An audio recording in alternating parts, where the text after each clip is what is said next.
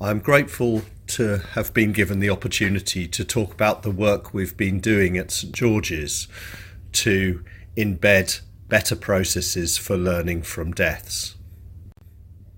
In this brief talk, what I'm going to do is give a brief introduction and what we've aimed to do, some of the challenges we've had to overcome and are ongoing, and importantly, what we've learnt and our future plans. For us, learning from deaths is about doing the right thing, building systems to understand deaths and to support improvement work.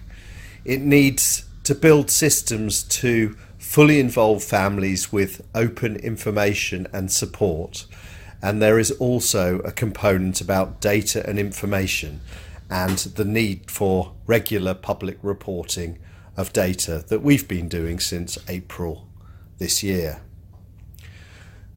I want to highlight that it is vital to link mortality review work to other trust governance structures and processes in order to fully support families. Timely case note review should identify issues of care early in order to derive learning, support families and manage improvements in the healthcare system overall. It is never good when issues of care are identified late, for instance through a complaint, a legal process or coroner's inquest. We would hope that such issues would be identified in a timely way where case review occurs early. I want to also emphasise that the case review is the start and not the end of the process. The improvement work, the support of families is absolutely vital to this process. On this next slide, I've put a number of the challenges we've faced. The time and timeliness of case reviews is vital. Early review is important to identify issues. We've already talked about the importance of independence of reviewers. Clearly, we need to define the value of mortality reviews amongst other quality measures and be focused very much on learning as well as reporting. It is absolutely essential that our systems involve and support families to help at such a difficult time and provide openness and information. It is also important to recognise and be straightforward about how complex health systems are, and going forward, clearly emphasis needs to be made in investigating care across different health providers and across care pathways. And certainly we've started to do some work with local trusts and with GPs in terms of providing information related to mortality reviews. Importantly, we have to build systems to collate information and learn. And I start from the point that the majority of case reviews have some learning for the teams or individuals. In our trust, there is an expectation that all deaths are reviewed at a local mortality and morbidity meeting, and learning points are escalated from those meetings. We have strengthened our trust level mortality reviews to ensure that the reviews are independent, timely, and can also be collated in a way necessary for reporting. In fact, our trust level mortality reviews are now happening in such a timely way that we are feeding learning and information into the service level mortality reviews for the majority of deaths. Since Learning from Deaths framework was published, we have built systems to better document and identify deaths, and also have built systems for timely case note review from the bereavement office.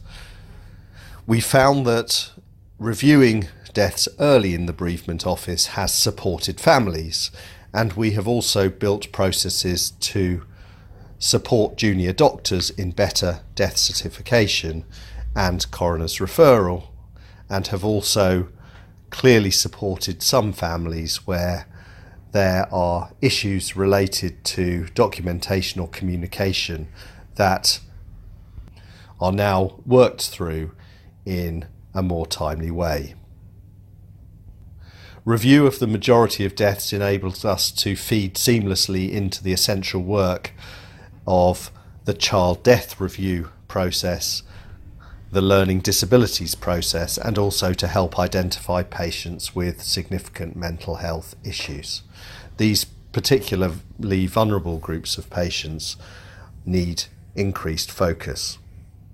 One of the benefits of review of deaths in the bereavement office is that it allows rapid escalation of care issues rather than delayed identification, which can occur in other systems.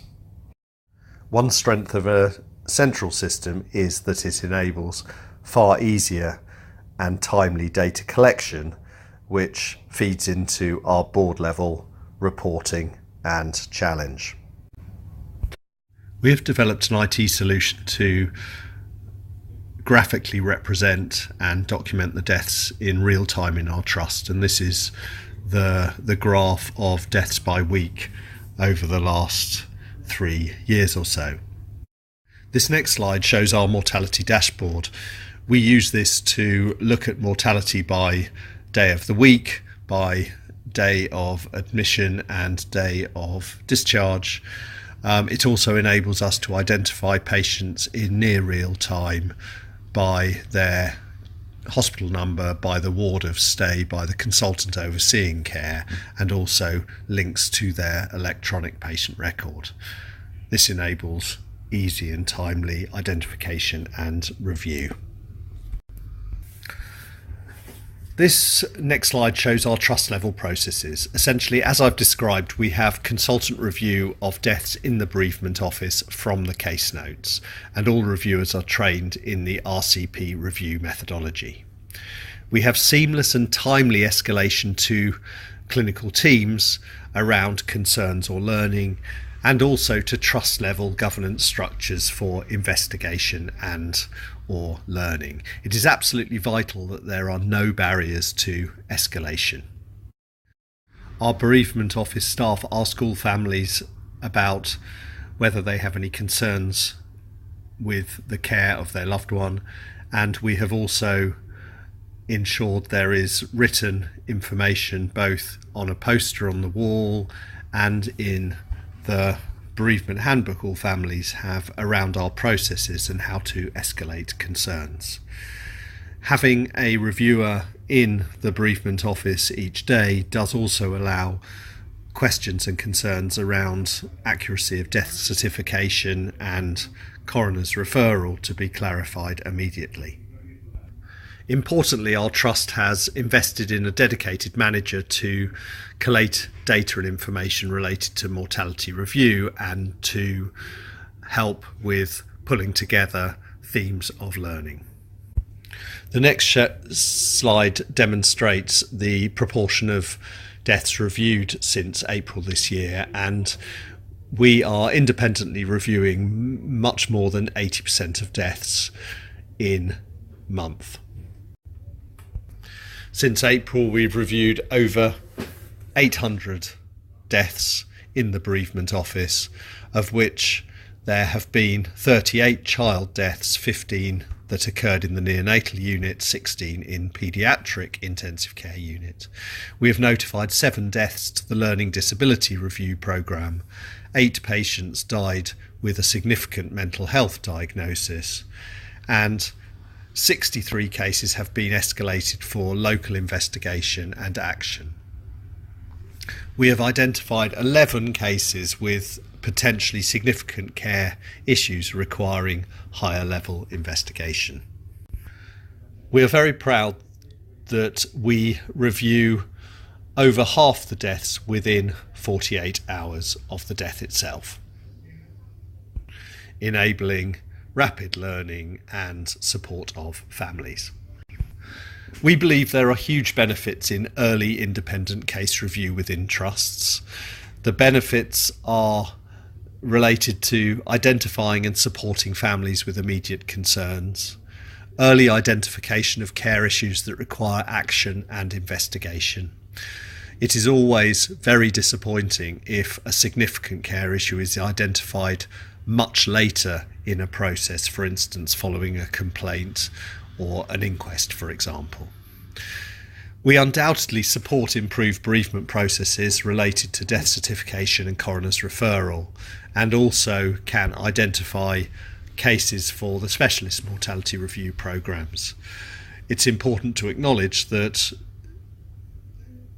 mental health diagnoses and learning disabilities may not be identified by other data streams. So what have we learned? I think we've learned that efficient bereavement processes improve the experience of families. We are trying to create a culture of asking and creating mechanisms for families to raise concerns, and we've done that by posters, booklets, surveys, and even an anonymous email account.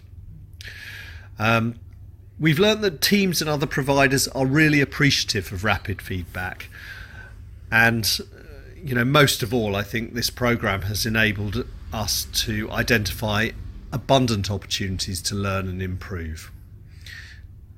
We've learned that issues of care contributing to death are fortunately rare, and we've benefited from supporting a central team to enable data collection and reporting in a timely manner. As I've said, we've identified numerous opportunities to learn from recent case reviews, and these are some examples. We have had direct impact on changing care pathways, enhancing the recognition of end of life, to improve issues around communication with transfer of care and inter-hospital transfer, and also have impacted on several processes and documentation of care. As I've emphasised, this is work in progress.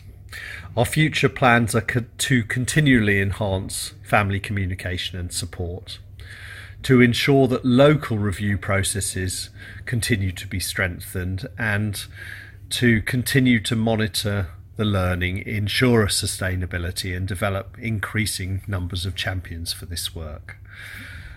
Again, it's essential to work with other providers where care is complicated and across different health providers or systems. And as I've said, the review process is the start and feeds into other trust governance and improvement work. Our experience of this programme has been positive. I wanted to summarise this as ensuring that mortality data is recognised as just one of several important quality indicators. We've benefited a lot, I think, from timely case review. The focus does need to be on improving care and learning rather than the numbers and the data itself. And I hope in this talk I've talked about some of the challenges in managing processes, data and outcomes. We have been very keen to promote this work and the opportunities to learn that have been derived from learning from deaths.